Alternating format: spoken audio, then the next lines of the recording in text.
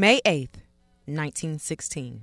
The dead body of a bludgeoned and bloody Robinson resident, Lucy Fryer, was discovered. On the very next day, May 9th, the Waco Morning News begins to tell of the crime. Among the gruesome details of Fryer's injuries, a suspect is identified. He is 17-year-old Jesse Washington. 2 days later, May 10th, a Waco Morning News reporter writes the illiterate Washington signed a confession, which was also run in the day's paper.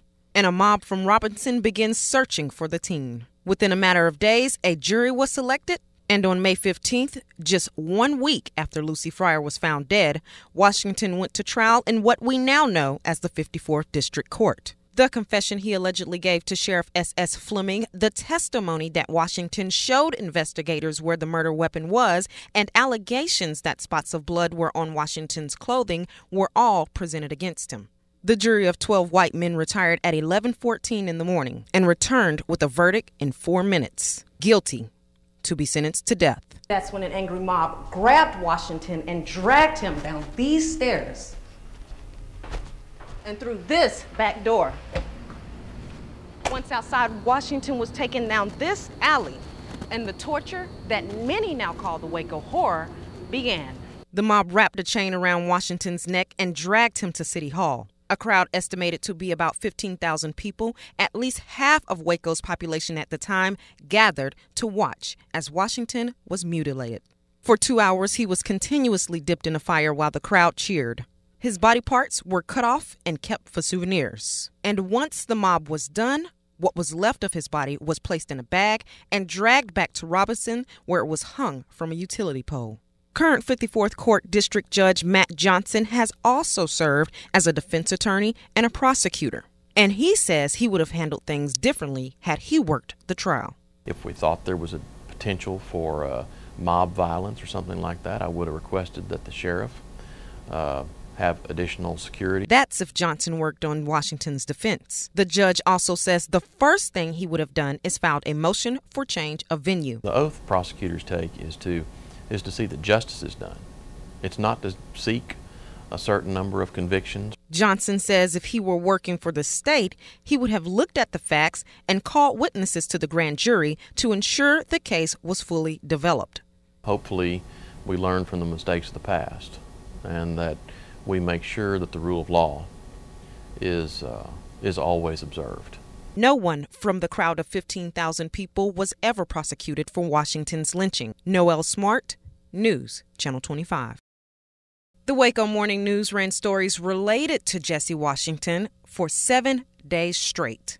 But in the days immediately following the African-American teen's lynching, not one story, not one word. That's why the NAACP was sending their own investigators in, so they could absolutely get the facts. And the civil rights organization chose Elizabeth Freeman. She was a very sharp cookie. She had a lot of street smarts. The first Waco Horror author, Patricia Bernstein, says in a short matter of time, Freeman collected firsthand accounts from witnesses, spoke with city leaders, obtained the trial transcript, purchased the lynching photos, and found out exactly who the alleged mob leaders were. But there was one thing surrounding Washington's conviction and lynching that Freeman could not fully verify. The truth is, we really don't know whether Jesse Washington actually committed this murder or not, and there's absolutely no way to tell. Bernstein says Freeman's investigation plays a very important part in Jesse Washington's story. The NAACP went on to publish her investigation in a special edition of their newsletter, The Crisis. That's what NAACP is for. When things aren't going right, when people aren't getting treated right, that's when they call us. Tori Hasty is one of the vice presidents for Baylor University's NAACP.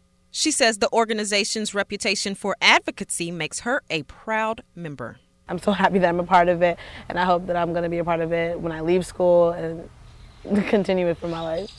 The NAACP has served communities throughout the United States for more than 100 years. Noel Smart, News, Channel 25. We can't bury our heads in the sand. We must talk about this. It's been almost 100 years since the lynching of Jesse Washington. The old city hall where the teen was hanged no longer stands. Waconian folklore says the Waco tornado of 1953, guided by Washington's spirit, ripped through the city to exact his revenge and tear the building down. Much of Waco has changed since the early 20th century. People's hearts can change, and when their hearts change, their behavior changes.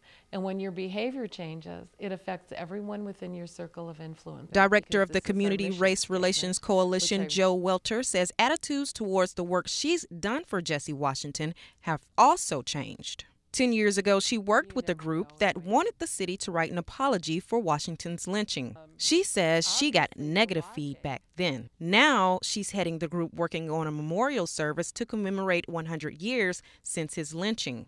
And this time, she says negativity has been replaced with curiosity. Welter says mending broken race relations can be easier than many think. Listening, really listening to real people and understanding what they go through.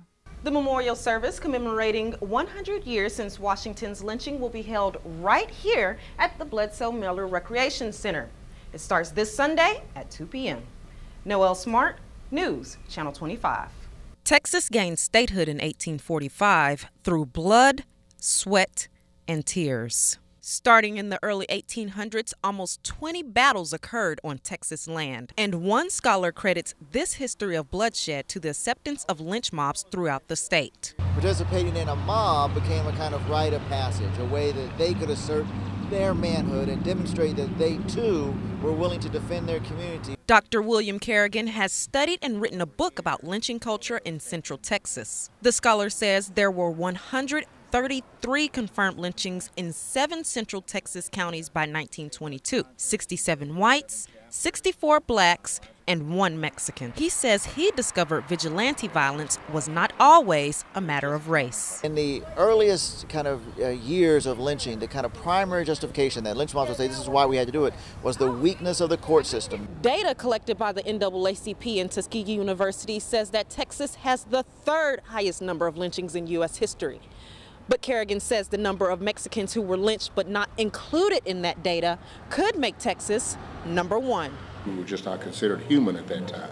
Community activist Luis Garcia is helping establish the first Hispanic History Museum in Waco. And he says he read Kerrigan's book on mob violence against Mexicans. We've been here and we've also suffered these same things that everyone else has suffered, but you don't hear about our suffering. But Garcia says groups who were once victims, whites, blacks, and Hispanics, can embrace the past to make a better present and future together.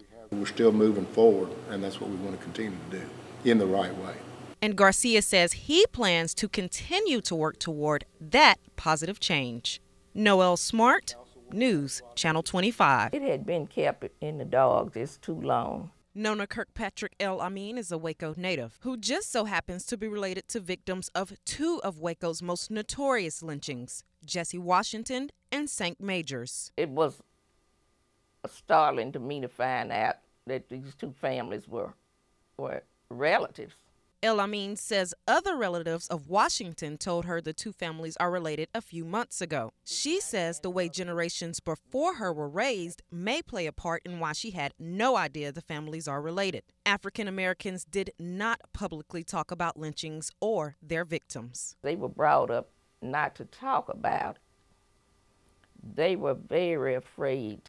But she says when given the opportunity, she decided to change that. El Amin says that chance came when she was approached by author Patricia Bernstein. The author wanted her to tell her what she knows about her great-uncle, St. Majors. She says that's because her mom did not want to talk. She got on the phone and told all of them that somebody's coming here to write a book, and they're talking to Nona, and she's going to tell everybody. Baylor's director of the Institute of Oral History, Dr. Stephen Sloan, says oral history is very important in retaining history in some groups. These stories are handed down, and it's what makes them still live and still have meaning in some of these communities. He says that's especially true in the African American community. Sloan says that's because a lot of black history is not represented in our books. Within that community, these stories, these memories, these experiences are underdocumented. The historical record isn't neutral. Baylor's Institute for Oral History teamed up with its Texas collection to create WacoHistory.org. Now, Sloan says this way more people have more access to Waco's history. For News Channel 25, I'm Noelle Smart.